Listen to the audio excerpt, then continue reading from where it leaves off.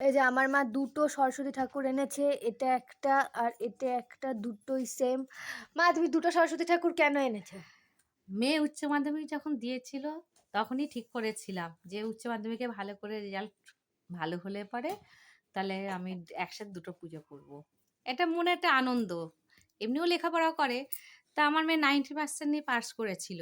সেবারও পুজো করেছিলাম। কিন্তু ওর দাদুর অসুস্থ কারণে আমরা অনেক বছর পুজোটা বন্ধ রেখেছিলাম। কিছুদিন পুজো বন্ধ রেখেছিলাম। তার জন্যে আবার পুজো নতুন করে আমরা ২ টো পুজো তুললাম। একবারে ঠাকুর তুললাম ২ টো করে। এবার পরের বছর থেকে আবার যদি সবাই সুস্থ থাকে, তখন পরের বছর করে একটা করেই পুজো হবে।